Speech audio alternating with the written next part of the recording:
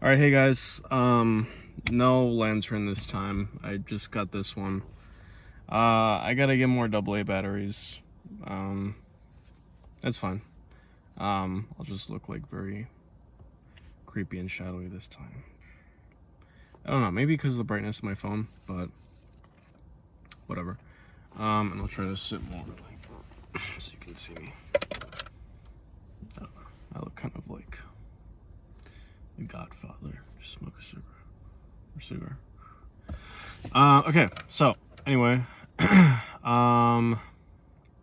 been a minute since I filmed, and I think last time I talked about trauma and the cycle of trauma, and how abuse plays into that as well, and violence, and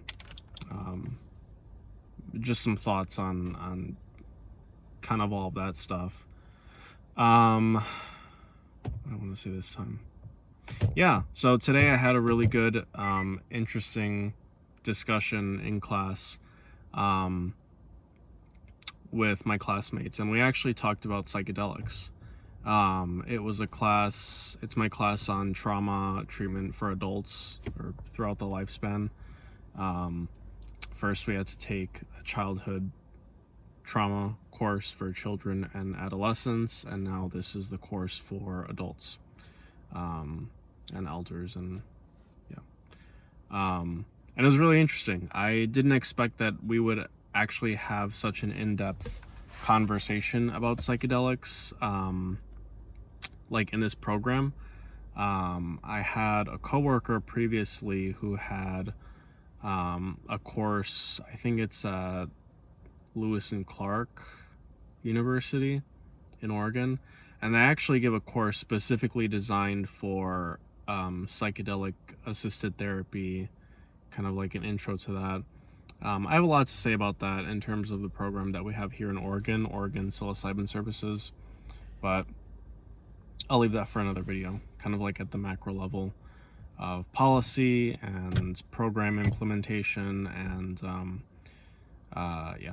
But going back to the topic of the clinical side of things, we had a really good discussion in class. We spent like 30 minutes talking about it. Usually when we have those kind of discussions, or to the extent that I have, it's kind of just in passing, like, oh, and by the way, you know, psychedelics, blah blah blah, and MDMA, blah blah blah, and psilocybin, blah, blah. So it was cool that we actually like got to really have such a vivid discussion. My friend Eric Werner, I don't know how he pronounces it, but it sounds German, so he chimed in a lot with a little bit about his own experiences. He's going to be doing some ketamine therapy coming up, and he told everyone in class, so it's fine for me to say that. But yeah, he shared that. He gave his own, I don't know why it keeps beeping when I do that. He shared his own experiences, kind of, well, not really his own experiences, but just his own perspective on psychedelics and why they're so effective. Got a little bit into kind of like the neuroscience and the biology of it. And yeah, it was really cool. I chimed in. I invoked Terence McKenna in my discussion, because of course I invoked Terence McKenna in my discussion. And basically the point that I was trying to make at first, we talked about a few different things, but basically the first thing that we talked about was kind of clinical efficacy. That's where Eric came in, and he's like, oh, you know, flow states and neuroscience, and it's kind of like deactivation of the default mode network, and, you know, kind of like all the different stuff that it actually does to your brain, that we know of, that we, you know, have empirical evidence for, how it's a lot more clinically effective than most, if not all, of the standard SSRIs and SNRIs and basically all of the pharmaceuticals that most people get, like Prozac. The one that I took was escitalopram, which statistically and empirically, like if you look at the data, they really don't do shit. But anyway, I won't go into that too much either, because I'm planning to make a presentation for all these things. I'm going to change the format of the channel soon, just because I want it to be a bit more structured in terms of like I have like actual, sometimes I just like to talk.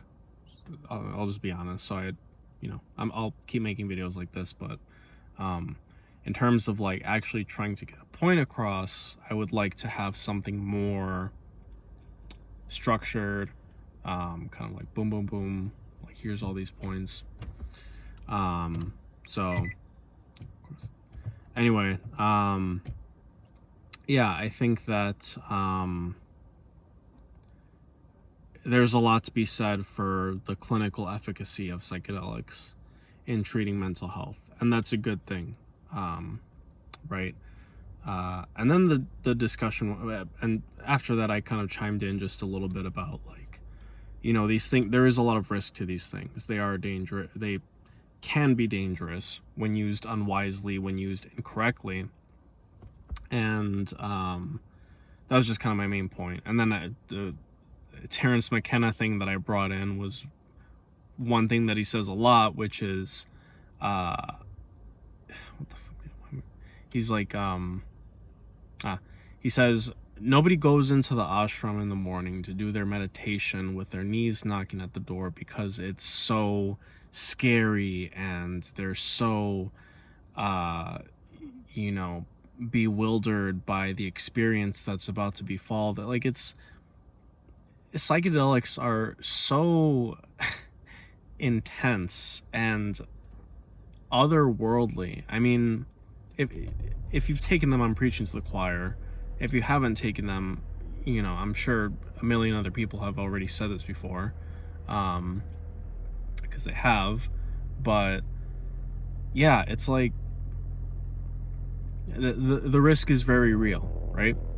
And then somebody else chimed in, and she mentioned having her own diagnosis that she received of having a psychotic disorder, and I won't go into detail because I don't want to, but, and she had kind of questioned, why would anyone want to induce hallucinations?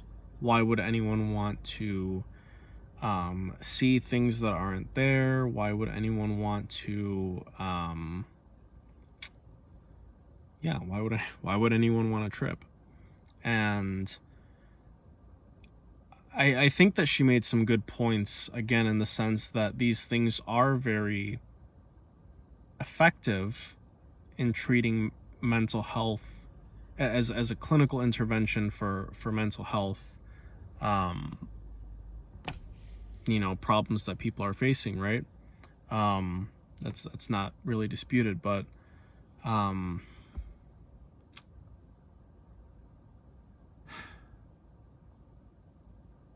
it just seemed very juvenile to think about it that way. Not to invalidate her experience in any way, right? I'm sure having those experiences of hallucinations when you didn't even plan on it or do anything to have them, in other words, involuntarily having what we're calling hallucinations, I don't want to invalidate that at all, because those experiences are inherently real. If you're having them, then that experience is real phenomenologically. I mean, that's the nature of experience. However, I think, and I was actually very grateful that she brought it up, because I think it points out something so fundamental to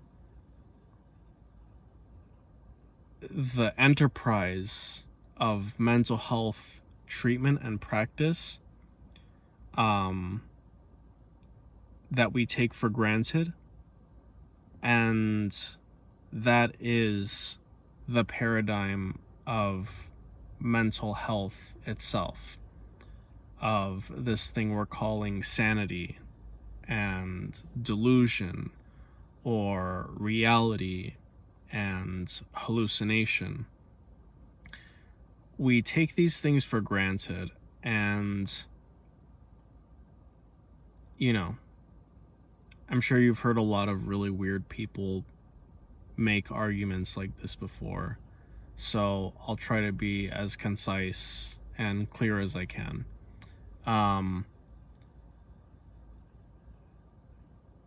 When we invoke this idea of that's a hallucination, this is reality, we're making such a fundamental presupposition that seems so banal as to not even be worth mentioning. And that is that we can know what reality is at a fundamental level with virtual clarity and a total lack of obscurity. In other words, we believe that we really know what reality is. This is, it's the fucking chair and it's like, when you've taken psychedelics, you'll see for yourself how naive that is. And I don't mean that in a disparaging way, but the cosmology of shamanistic cultures, that there are levels to reality, that there are spirits, or at the very least intelligent consciousnesses. I mean, you really see it for yourself.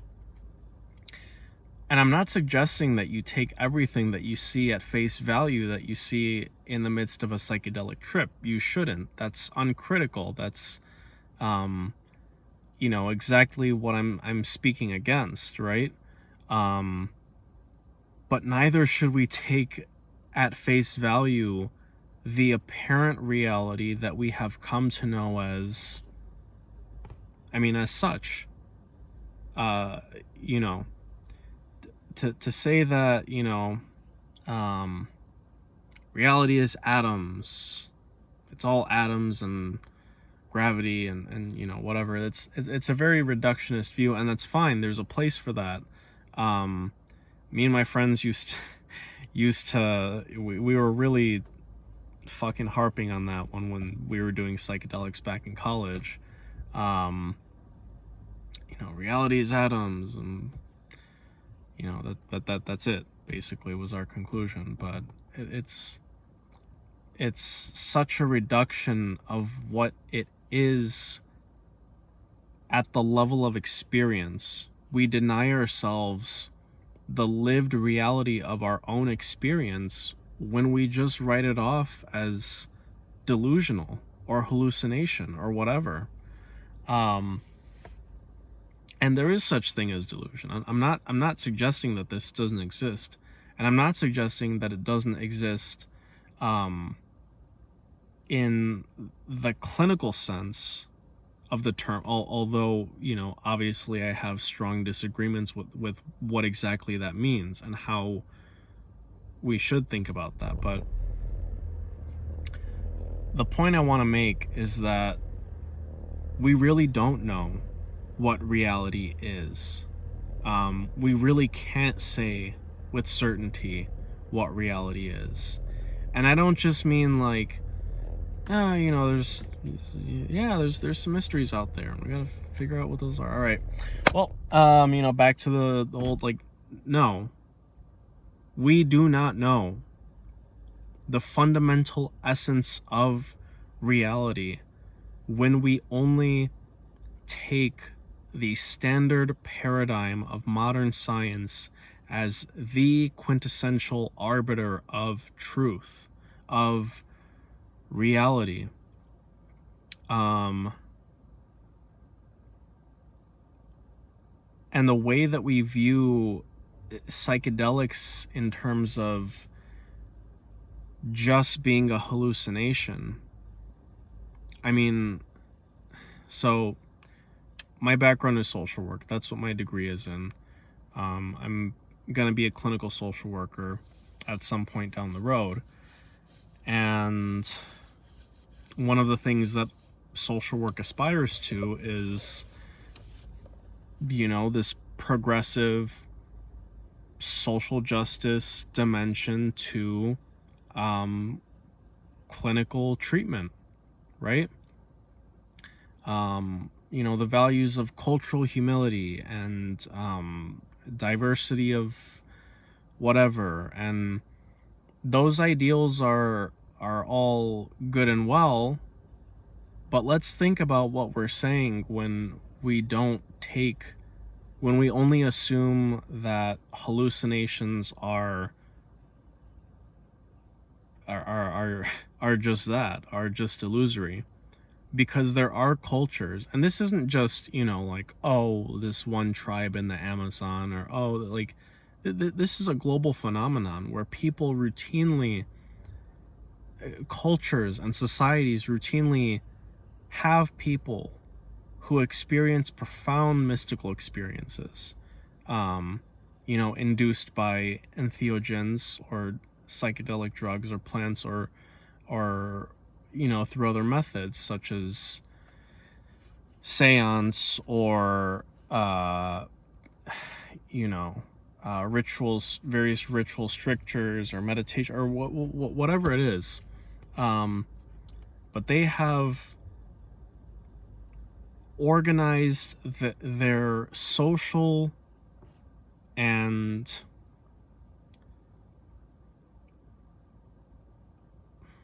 they've organized their societies around these types of experiences, not because they see them as just mere illusions, as we believe in the current paradigm of, you know, Western mental health treatment, but because they see these experiences as fundamentally real, as having some fundamentally real bearing on the apparent world.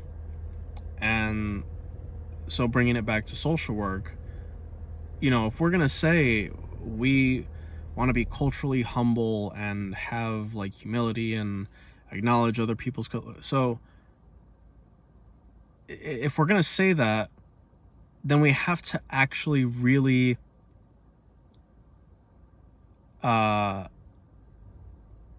contend with other cultures' perceptions of these experiences on their own terms. In other words, you know, to say, yes, of course, you know, the Wichita and the two spirits, and, you know, and the person's like imbibing the souls of the, yeah, sure, but you know, at the end of the day, come on, they're schizophrenic, and this is, you know, everyone's kind of enabling hallucinations or beliefs in like, that's not cultural humility. That's hubris. That's believing that you know everything simply because you took a few courses in clinical psychology or took a neuroscience class. And I'm not just talking about social work. I'm talking about psychiatry, about the whole endeavor of psychological, neuroscientific, and mental health research.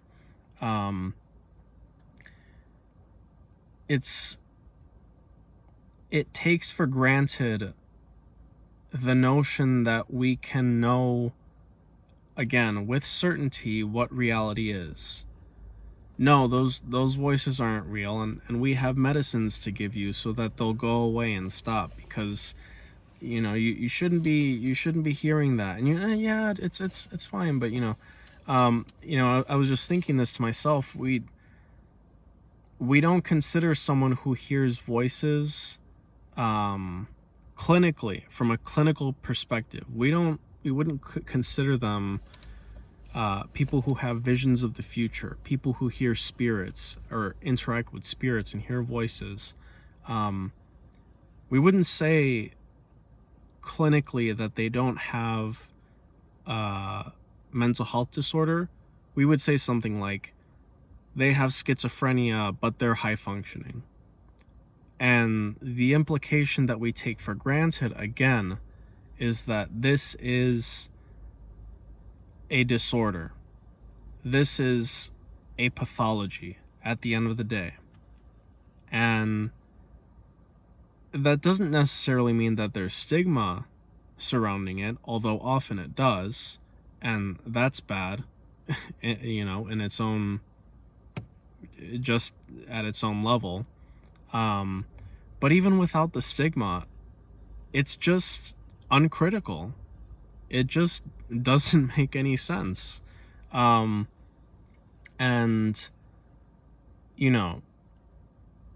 I'll start to talk about some things and they might get uncomfortable, but that's the fact of the matter. So one of the things that you hear in as a symptom of bipolar disorder or some kind of psychotic disorder is this feeling that I can change the weather, that I can control the rain and the sea and whatever, and we regard that as a delusion, right? We say like, yeah, no, that's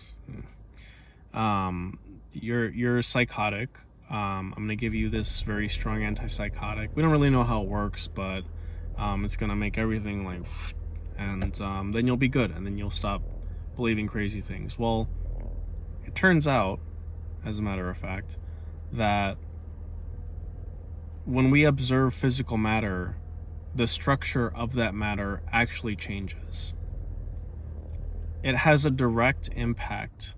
Our perception of matter has a direct impact on the structure of matter itself. I think it's like some kind of research with electrons and something like that, but like the location of the electron orbitals and or like the field. I don't know a lot about physics. I'll total disclosure, I don't.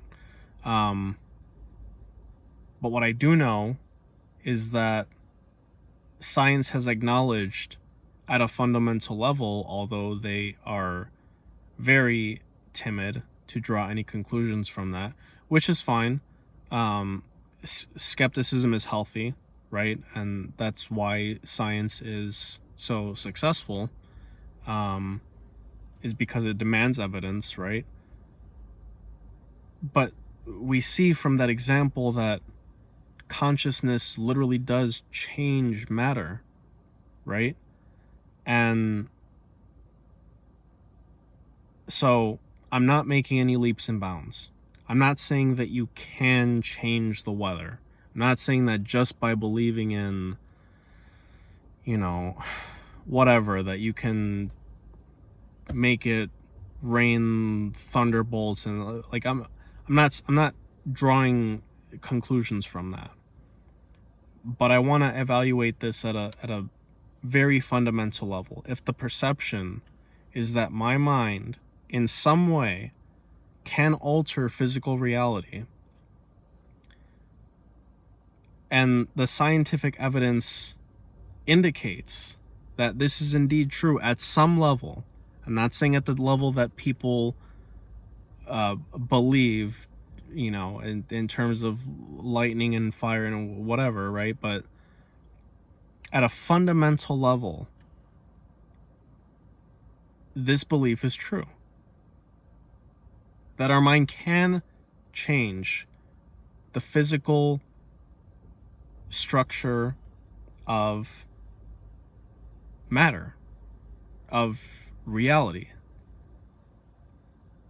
And so it's not wrong to believe that.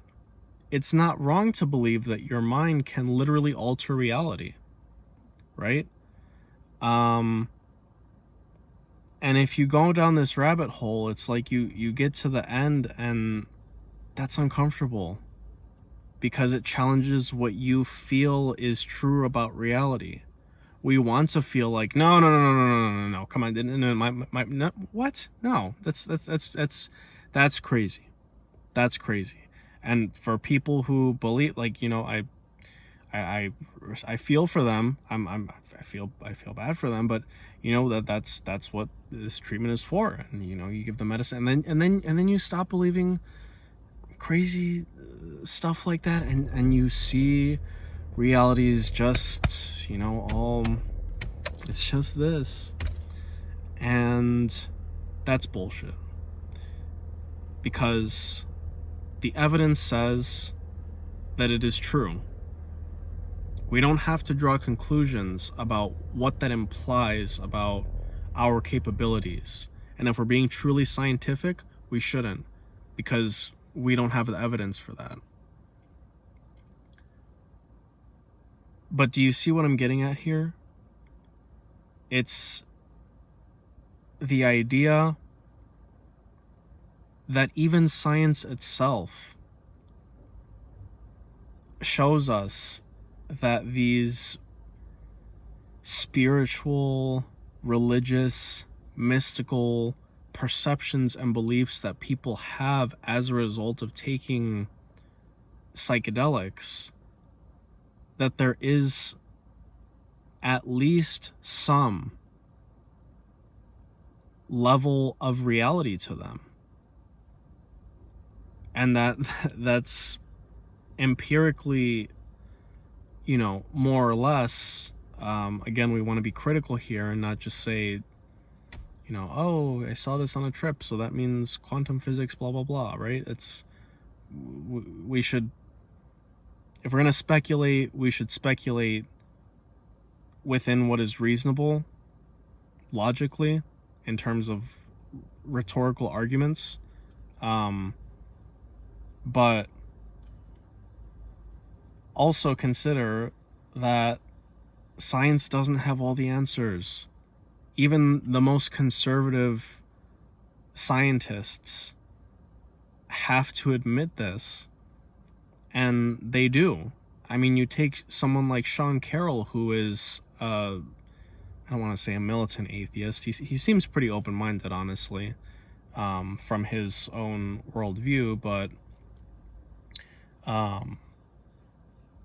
you know, you hear him talk, and he's saying stuff about different dimensions and like the nature of time being malleable, and that all possibilities of, you know, everything that could ever be will eventually happen because of the nature of time and the cost, like things that sound delusional to say out loud, but that when you look at the research as he does, strictly speaking from the scientific evidence, you realize, my God, we don't know shit. We don't know anything. We don't know our head from our fucking ass when we're talking about what reality is. What is this? We don't know. We know conventionally, we know enough to get around the world and live our lives, but I would argue, look at the state of the world now. How well is our paradigms, how well are our paradigms of reality, you know, doing for us? They're not. And you could say, well, that's just a political thing, that's just I don't believe that there is any institution in the world that has any hope of saving us, strictly within its own parameters. I don't think there's any economic system. I don't think there's any political system. I don't think that there's any philosophical system, because they're all ideology. And even if your ideology is nominally correct, once you adhere to it, you become bound by it. You become restricted in your thinking and unable to see the nuance of life, of reality, of human existence. And when you get wrapped up in the ideology of hallucination and, this is healthy, this is crazy, this is, even if you get rid of the stigma, it's still limited thinking. And limited thinking does not allow you to see the full depths of reality that, once again, science itself reveals to be utterly mysterious at a fundamental level. Not just like an interesting thing that, like, yeah, we just gotta like hammer out the details, but basically it's all like atoms and shit, dude. Like, basically it's like atoms and gravity, and then you throw in some like electromagnetism there and some like, no, it's truly, utterly, mind-bogglingly mysterious. It is a real mystery, both in the sense of being a real lived mystery that doesn't have an answer because it's not a question, but the real lived mystery of existence itself, of consciousness itself. And then, a mystery in the sense of like, oh shit, we actually don't know how this works. There was a study done or concluded like a few months ago on black holes, where they basically found a bunch of black holes that are either bigger or deeper or have more gravity or something like that than they should, based on their age. Well, it turns out the only way that can logically make sense is to date the black holes themselves as far older than we thought they were before. Far older, in fact, than we thought the known universe was before. And if the conclusions of this paper, I didn't look it up, but I'll say that much. If the conclusions of this research are correct, the universe will be about 4 times as old as we thought it was. That's like 60 billion years. The universe could be, the known universe could be 60 billion years old, which would mean it's a lot bigger than we thought it was.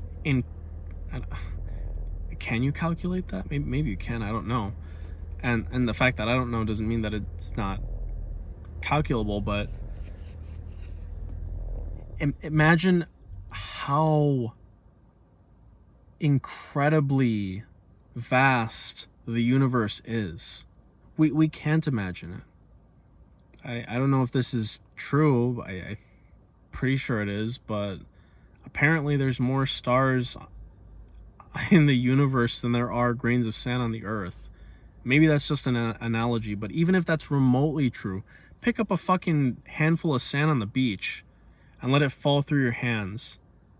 Then pick up another, and then one in both hands, and then look at the beach around you. And then think about all of the beaches in the fucking world. And that's how many stars there are in the universe.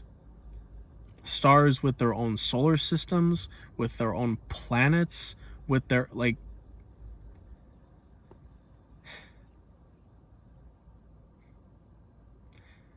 We don't know anything. We are children in this vast, incredible, unimaginable universe. To suggest that people who speculate it to be other than, the paradigm of science that is pretty much about like 200 years old, maybe 400 or 500 if you want to go back to Copernicus. But I mean, to think that we have it down pat in like 500 years of human knowledge, when the entire universe could be 60 billion years old, even if it's just at the most conservative estimate. I mean, you literally cannot imagine that as a human being. Those numbers don't make sense to you unless you study these things, or unless you take psychedelics. Who knows? But to suggest that that we can comprehend the totality of reality itself, and then create a normative standard by which anyone who doesn't accept those things as, completely, fundamentally, and utterly true, as pathological, as, there's something wrong with you, even if we take the stigma out of that, it's absurd. It's naive. It's childish thinking. I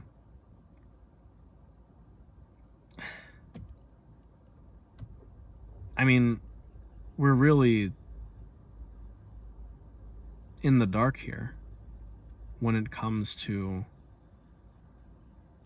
who and what we are in this vast, unimaginable ocean of reality. I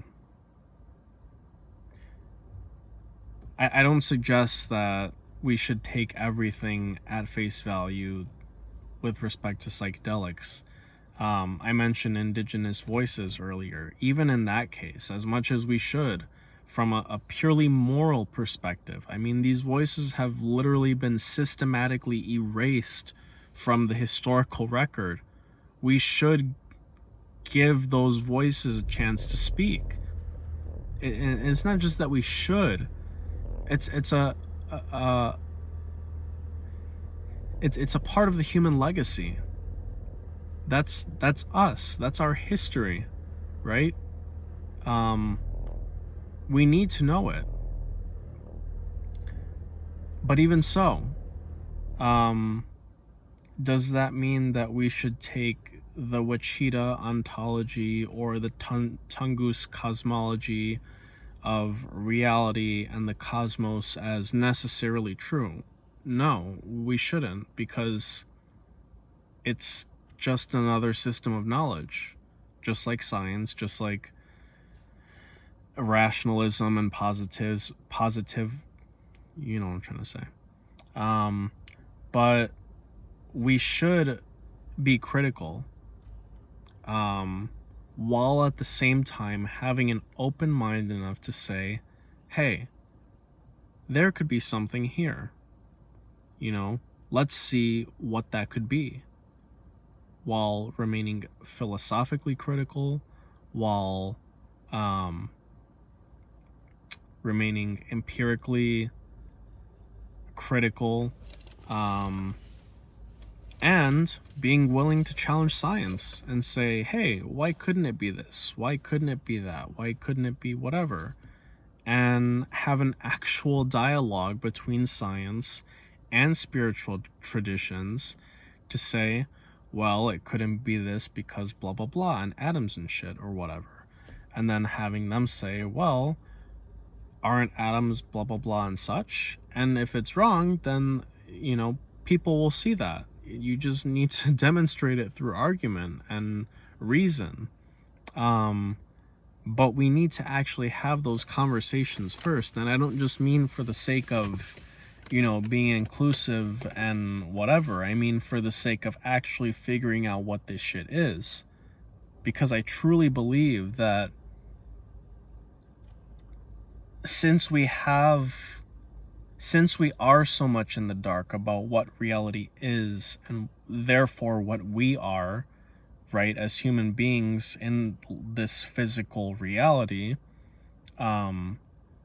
whatever else there is, that when we only consider ourselves as being, and this isn't like a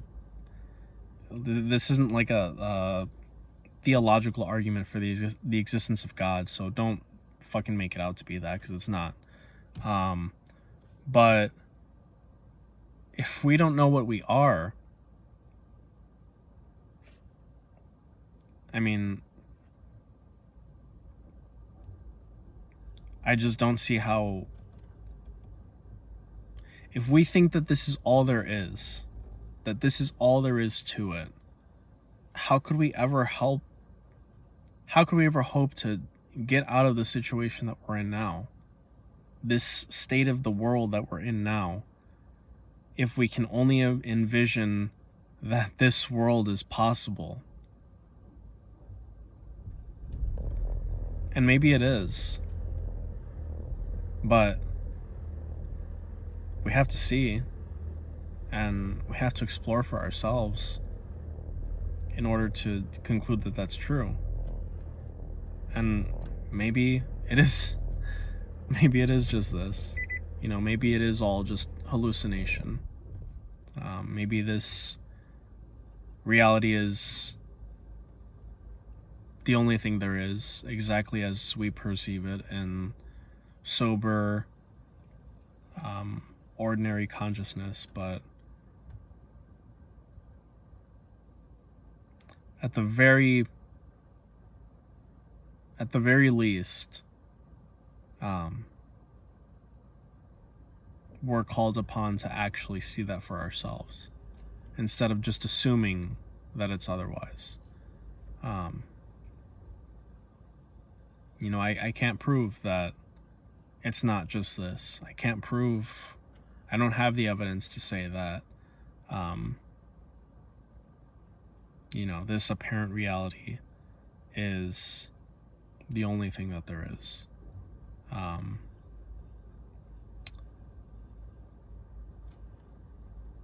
But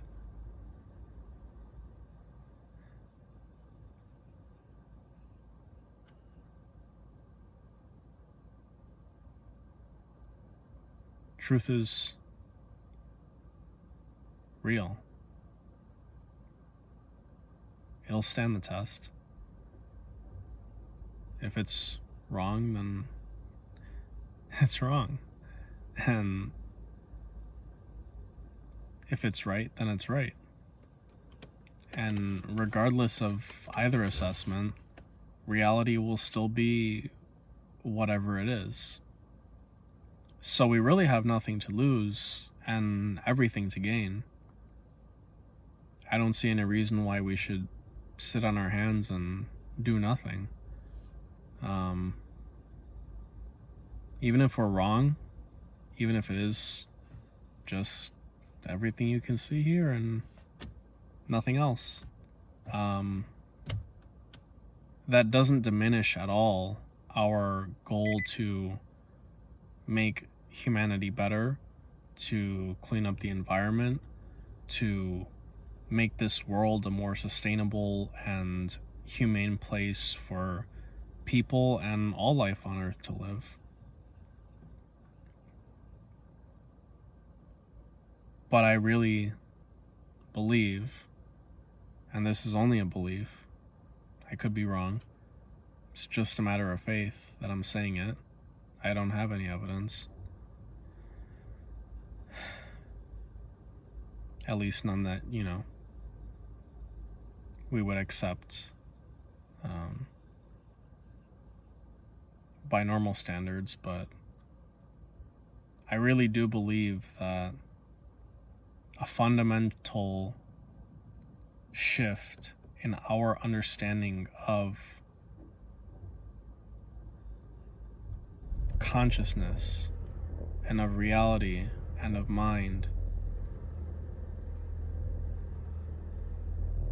combined with that ethical imperative to make this world a better place and to fulfill our obligation of improving society, improving the world, protecting the environment, protecting the natural world, that those things combined, I mean,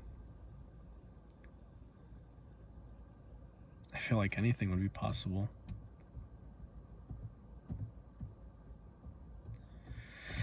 All right, that was really long. Yeah. Thank you for listening. Again, sometimes I just like to talk. And this is a very good reason that I should just make a more structured type of video. And yeah. I gotta figure out exactly what I'm trying to say so I can be more concise. But thank you for letting me ramble forever. And yeah, I can't prove anything. I can't prove that reality is more than this, any more than science can prove that this is all there is. We're both kind of acting from a matter of presumption. Whoever's right, it doesn't matter. I think that the most important thing is that we learn more about ourselves, always, and that we try to make the world a better place as best as we can with whatever we have. So, truly, thank you, and I'll see you next time. Bye.